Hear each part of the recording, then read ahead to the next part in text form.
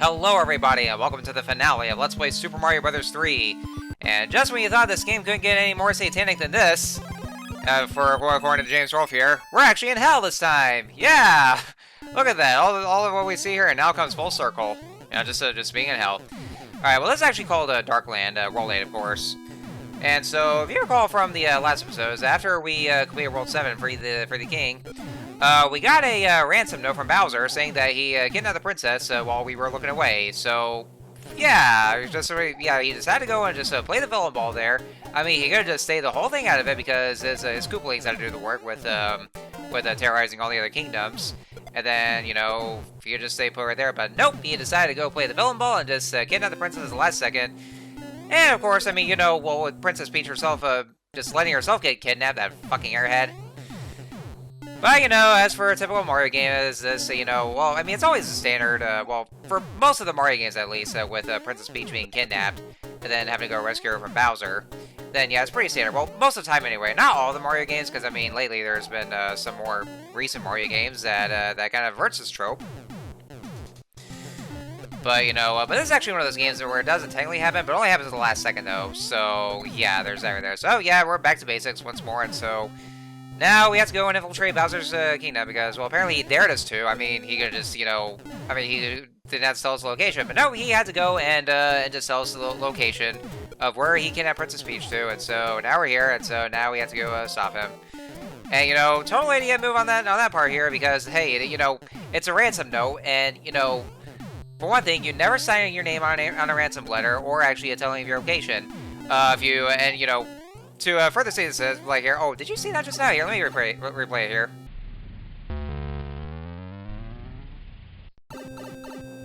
Yeah, I'm sure you saw that just now. I actually just went right to the cannonball, and then I didn't get hit. What the hell happened here? I mean, I'm glad about it. I'm glad I didn't die though, but wow. But yeah, as a good example, just go to the What an Idiot or the What an Idiot page on TV Tropes, and you'll see the image here about this about some kid in a comic seeing this ransom note, and apparently they signed his name. Or they signed their name. So, yeah, that's a good example. And this actually does show. So, oh my god, it's shit water. Yeah, another Conker's Bad Fur Day reference. Just being a shit water. Eh, gross. Okay, well, it's not really shit water thing. Actually, it is actually safe to swim in it, though. So, yeah, there's another thing there. So basically what World 8 entails is that, for what we saw in the first level, is basically, well, it's actually our first kind of a tank level. And then another one's kind of similar to an airship level. Well, I mean, it's actually it's an actual ship though. It's not really an airship because I mean we're on a water surface. So that's basically what it is. Like, you know, we're actually on a boat. But yeah, we went through a tank level and then a ship level. And so yeah, all it is, it's kind of similar to those regular airship levels, but like there's more cannonballs you have to avoid and more of those enemies just throwing those wrenches. Throwing that wrench right at you. I decided to go for the Hammer Brothers suit here because I would say it is recommended to use the Hammer Brothers suit for this one. It's always best to do so. And also because if you see on those flamethrowers or those engine igniters, if you actually crouch down with the Hammer Brothers suit, then Mario's completely immune to fire. So you'll be safe from those. You won't even get hit from those at all. But yeah, that's basically what it is. You know, avoid those cannonballs, and there's not really any bullet bills though. And watch out for those bombs as well. Like make sure they don't touch you or they don't explode at you. And so, oh yeah, see how easy this is? So yeah, if you have the Hammer Brothers suit on, you can actually easily just one-shot this Boom Boom right there. You see that right there? That is why the Hammer Brothers suit is such a good power-up. I love it so much. I fucking love the Hammer Brothers suit. It's the best power-up overall. Just look how easily you can just one-shot these bosses here. Just easily cheese them. Ugh, God, I love it so much. Now, the Darkland here has different areas. For one thing, like after we clear off the those airship levels, well, more like or airship levels or ship, whatever. After clearing those, then you go to the next area. Now, for this one here, you have to get lucky enough to not get pulled in. Like you see those, you saw what happened here is that sometimes on those portals there, you see a screen flash, and then something pulls you in what kind of looks like one of the Wall Masters. I mean, maybe that's what it is. It could be a Wall Master, because I mean, you know, there are plenty of Zelda references in Mario games, because you know it makes sense though, because they're both made by Shigeru Miyamoto, so makes sense, I guess. Hell, Link is even in the Mario series, well, in some Mario games, of course, or, you know, as a cameo or maybe as a crossover. But Oh yeah, watch over this section here, because or this airship level, because this auto-scrolling mechanic gets very fast, so you really want to keep up here. Now, whenever you get pulled in by one of those wall masters, basically what it is, they go through a series of some obstacle courses here, and then right at the end, you'll reach a treasure chest box, and then you'll get one of those. You'll get an item from there, a power up. So it could be a rare power up or just one of those standard ones. So it's actually pretty neat right here how it rewards here, even though you just get pulled in here. So yeah, rolled 8. It's pretty challenging. I mean, not exactly too dickish though. I mean, you know, there's gonna be a lot thrown at you though, but I would say it's a fair kind of challenge. So it's actually not too bad. I would say, like, you know, not so much like oh my god, it's so hard, it's bad kind of a thing. You know, it's a fair kind of challenging. Just be careful as you go through there, because you know of all the things they'll be thrown at you, and then you know just keep doing what you're doing. As long as you have a lot of lives like I do right now. Well, I guess because I kind of cheated a bit there, but you know, I guess you know it is post commentary, so I mean it's probably inevitable though. So, but if you have plenty of lives though, then I mean you should be okay. Now this next area, this is actually where this area here is perpetually dark, and this is actually where this map section right here will just play like the regular world maps here, where you just go through different stages here and there. So so it's basically just go back to regular stuff here, just regular stages. For this one, you know, it's all dark background as well, because the overall map is just all perpetually dark. We'll just say for that one light that's around you. Kind of like well, I mean, I guess you'd say kind of like Rock Tunnel in Pokemon. Well, actually more so, and like, well, actually starting with Gen 3, then they have this spotlight hovering above you. But it was still like that at Rock Tunnel, like if you're playing Fire and Leaf Green.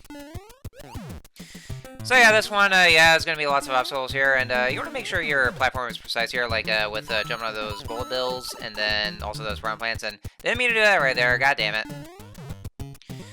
Yeah, you want to make sure you time it right here, and yeah, you saw where I kind of almost fucked up here, just like, I tried to press the A button, but it didn't work. You have to make sure the A button works, or actually, no, it wasn't the A button, it was a B button. I'm sure it was the B button, actually, well, if you're playing that standard NES controller. Because it kind of inverted there. I'm a lot more used to pressing the A button to jump in later Mario games, but I would just say the jump button for this one. Oh, hey, this stage looks awfully familiar. It looks like some kind of desert stage. Well, it doesn't look like a desert. There's quicksand pits, and wait a second. I might know this stage. What could this be? We'll see in a minute. Oh my god, it's the angry Florida sun. Out for vengeance. Oh god. Oh shit. Yep, so yeah, just like with one of those desert levels in World 2, then yeah, you have the angry sun to deal with that's trying to kill you, so you gotta run for your life, make sure it doesn't come after you. Oh yeah, and yeah, this platform here is very tight, and yeah, I fell in my death right here just now. But you didn't see me see my life counter go down because well, I used the rewind feature for this one, so yeah, I'm sure a lot of you guys are probably yelling at me in the comments, but you know, like I said, guys, it's post commentary, and you know, I'd be taking advantage of the that feature on the NSO, but now if I was doing live commentary, then then I wouldn't be doing anything like that. But you know, again, this is post commentary, so you know it's gonna be inevitable for stuff like that here. So anyway, so now we're at the World 8 Fortress. Now this fortress right here, it is very labyrinth-like, very puzzle-like, and what it is that you want to make sure you go through the right doors. Because you can see that there's a lot of doors, and you want to make sure you go through the right one. So this is basically to show what kind of doors I would take to get through. Make sure you go to the one that's oh god, another one that's for the letter H. Oh jeez. Yeah, see that. You know, we're already in hell basically, so. Yeah. I guess the nerd was right. This game is satanic. Oh no. Although at least I'm not really playing on the physical copy, because again, this is on the Nintendo Switch Online. So yeah, basically, like, this is actually how I go through the path right here. I'm not sure if there's multiple ways to get through those doors, but yeah, and actually, come to think of it, this did take me quite a while to actually get through this stage here, because you know I actually like to look up a guide, because you know I completely forgot what path it was. I mean, it's been a while since playing the stage here, so yeah, I forgot what level it was, and oh yeah, look at this right here. So I actually went through the wrong door though, but somehow the game decided, oh wait, you went through the wrong door. No worries, we'll just you know just slide you over. Yeah, you saw what that was right there. I don't know if it was a glitch or maybe it was maybe it was intentional on the developer's part, but yeah, like somehow Mario just slid through here. So that was weird, but I mean, you know, since it actually let me to go to the right path, then I mean, I'll take it. I'll accept it, but well, like at the same time, just what the fuck? I don't know. I mean, I don't know. Maybe this game's taking pity on me because of all the shit that I have to go through, especially in World 7 and World 6 for that matter. So yeah, but there's actually another door, like the other one that's actually the far end of the room. That's actually the right door, but I went to the one before that, and so that's how the game actually just went and just slid me off here. Like, I didn't do it, the game just did it, so, but, since it helped me, then, you know, maybe I just shouldn't complain that much. Alright, so this is going to be our last, well, I won't say last airship level, I mean, it's more of a tank level, so yeah, it's going to be our last time being on a tank level. It's kind of like an airship level. And then after that, then we'll tackle the big castle of Bowser's Castle himself, or Bowser Castle itself. What, did I just refer to it as a? That castle's not sentient. A castle's a building. It's a non-living thing. It doesn't have sentience or anything like that, unless you want to give it a name or something like that. And just I mean, I'm pretty sure you know there are some people who consider some things for their pride and joy, and they use some different kinds of pronouns for them, like you know, they just go like, oh, ain't she pretty there? She's a good girl there. You know, how some people say for their cars or their inventions and whatnot, or machinery and all that stuff. So I mean, they just give them those kind of you know how they usually go, just give them those kind of female pronouns. So I mean, if you want it that way, then there we go. All right, so down the warp pipe we go, and this will be our very last Boom Boom to fight at long last. And you know, same as before, just you know, keep jumping on him, and then there we go. Well then. Farewell, Boom Boom. We will never see you again until Super Mario 3D Land, somehow. They decided to bring it back. Cool. Alright, ladies and gentlemen, at long last, this is it. Bowser's Castle is now ready to be infiltrated. Let's go. Alright, so for this one here, once you go to the first room, you want to be very careful there. As a matter of fact, if you have the raccoon or the raccoon leaf or the Tanuki suit on, you want to make sure to get some good distance to be able to fly, because once you get to the first Bowser statue, they will immediately shoot lasers at you without any kind of warning whatsoever. So, so it's going to be very much of a surprise attack that you see there. So make sure you don't get careless. Just remember that it's going to be there, and it'll shoot right at you the moment it sees you. So just you know, be very careful as soon as you see it. So yes, this final stage here at Bowser's Castle. Gonna be a bit of obstacles right here, and especially where you have to avoid those fireballs and also those donut platforms that you see here as you go across those rooms. Yeah, quite a bit of those obstacles, more of those nuclear waffles that you have to see, and there's gonna be some thwomps that you have to see as well. There's actually two of them. There's just right there, but you know, just be very careful as you go through here, and just make the good jump. It's actually all about timing, though. Oh yeah, there's also those horizontal thwomps that you see here, so you gotta be careful with them too. But yeah, just make sure you just time it right. You just want to telegraph to where some obstacles are, and then you just make the jump, and then you should be good to go.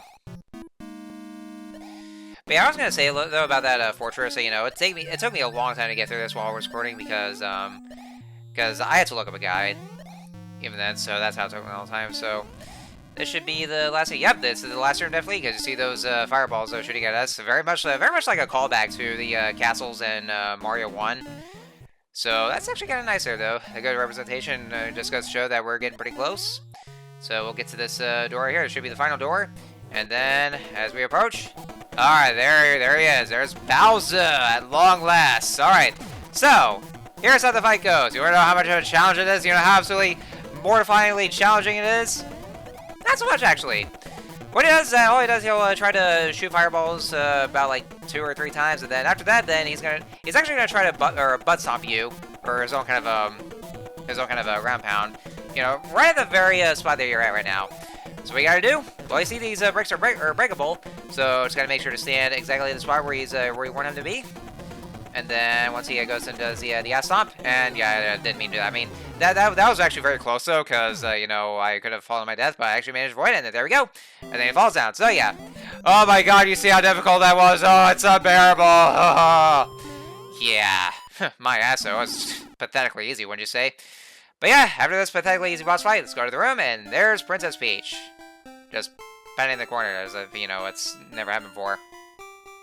So we did it! We made it to the princess. We've finally been done with this adventure, right? Thank you, but our princess is... Oh fuck no, it's in another castle? What? What? Just kidding. Fool me once, shame on you. Fool me twice, shame on you as well. Fool me 3 times, you're officially that guy. Okay, I'll just start right there. Ugh, assholes. Alright, folks, that's it. We did it. We are now done with Super Mario Bros. 3, and... oh, man. What a ride it was, but, you know, a fun ride overall, because, like I've been saying at the beginning, this is such a great experience to go back to. It's, like I've been saying, it's such a fantastic game. Now, it is challenging, of course, and I wouldn't recommend just having to go in all at once, or at least try to marathon this right here. Also, I really do like this credit team here as well. It's so great. And I never actually get to see Mario's swimming sprite. Well, how's there a swimming sprite for Mario? We never get to see it at all. Huh. Or at least swimming on the surface, but... anyway, so yeah, it's basically just showing all the worlds that we've cleared off and all that, and also some other sprites, so yeah, that's about it. So yeah, like I said, it's been such a fun ride, and like I said, it can be very challenging, especially in later levels, like, World 6, well, it can suck a dick, and same thing with the later half of World 7, though, because that's where we're really getting the most shit. So it can be pretty challenging, so I probably wouldn't recommend just having to do just all at once, like, do some kind of, just marathon the whole thing. Even though I'm actually doing it right now because, it's my kind of Let's Play kind of thing. It's my job. I have to do this because, I did say to myself I was going to do this marathon for Mario games, and look where I am right now. I'm doing this here, but, but all that aside, though, I'm actually real glad just having to go back to this game, and no matter how many times I go back to this one, it really goes to show how much of a great time that Super Mario Bros. 3 is, and it's just fantastic. It really is, and even to this day, the game still does hold up, and really does hold as a contender for being the greatest Mario game on the NES. But, I would say, people say like one of the best of the NES trilogy, but I would say the absolute best though because of how innovative it is. With all the new power-ups and new levels to go, and more varieties that there would be. I know the new Super Mario Bros. Games kind of use this as a basis of their levels, so it kind of does feel like a rehash. I mean, not to say they're bad or anything, but I know that a lot of people give a lot of flack for just how they keep on rehashing things and using that as a basis, but go for starters or just go back to seeing Mario 3 and just how innovative it is, and really does make for being the absolute best Mario game on the NES, and it's one of my absolute favorite Mario games of all time. Well, I would say, in terms of out of all 3 of the NES trilogy, then, as a totem pole, I would say that Mario 3 is my top favorite. Super Mario Bros. 1 would be my second favorite, but it actually does come as a very close second, though, because how much of an impact it made. And Mario 2 USA, well, actually, Mario 2 USA will probably be my, number 3 on the spot there. And, well, I guess you would say all 4 of the Mario games, including Lost Levels, then, so first would be Mario 3, second would be Mario 1, and very close. Mario 2 USA would come third. Well, it's still good, but, it hasn't aged that well. Lost Levels, though, well, it comes a very, very, very dead last, though, because fuck that game. I know, you've probably heard me bash it a times, but overall, Super Mario Bros. 3, even to this day, the game still does hold up, and, it's such a fantastic game, and, the absolute best of the bunch of the NES trilogy, and I would heavily recommend it. If you ever feel like you want to get some good, some 2D Mario action, then this game is definitely the one for you. And it is easily accessible nowadays, though, because since game stores, like I don't know if NES cartridges probably wouldn't work anymore because of how old they are, but but it's very easy to access this game now because if you have a Nintendo Switch with you, and if you subscribe to Nintendo Switch Online, then you can just play that game on there. And it's also available on the Super Nintendo on the NSO as well with via the All Stars port. So like there's those different ports like the NES one, and then there's also the All Stars port for the Super Nintendo. And then, or you can also play the Game Boy Advance port, which is one of the Super Mario Advance games. So play that as well. I would actually, if you ever want to experience it, a good definitive one, then I would definitely recommend the All-Stars port for the Super Nintendo. And like I said, it's available on the Nintendo Switch Online as well. Or if you don't feel like spending any money, though, then you can also play it on emulators if you want to. So there's that as well. If there's still a thing, because I know Nintendo's basically going after emulators and ROMs and all that. So, but there's also that if you ever wanted to. But yeah, if you ever want to get a good definitive one, then play the game and you'd also play the Game Boy Advance one as well. I mean, I think I might have sampled it a bit at one point, but it's been too long though. So, It's very much the same as the All-Star Sport. Only difference being, for one thing, well, I'm pretty sure there's like the screen crunch, and there's also voice clips, and not to mention there's also well, the music is a little more compressed. I mean, maybe because the Game Boy Advance's sound chip is mediocre, very much. So that's why the music doesn't sound as great, or like just a little bit butchered there. But but overall, if you ever want to get a definitive one, then play either the All-Star Sport or you can play the event sport. But if you want to play the original, then it's also available on the Nintendo Switch Online. So anyway, so that should be all I have to say about this game. And so, well, guys, just one more game to go in the Super Mario Bros. Super Marathon, and this time, since we're done with the Mario and the NES trilogy, then we're gonna be stepping off from the 8-bit era all the way over to the 16-bit era. And you guys know what I'm talking about, folks. Oh yeah, I'm excited for this one. Next time we meet in the Super Mario Bros. Super Marathon for the next Let's Play, and the last game in that marathon as well, we're going to be diving into the 16-bit era with Super Mario World, and I'm excited for this one as well. And I can't wait for you to just be able to play some more, because oh god, that game is so good, and I'm sure you guys are looking forward to it as well. So anyway, so yeah, just one more game to go, and then after that, then we should be done. Oh man, this is really going to be such an exciting one. So anyways, thank you guys so much for tuning in to this journey here, and I will see you guys in Super Mario World. So take care now.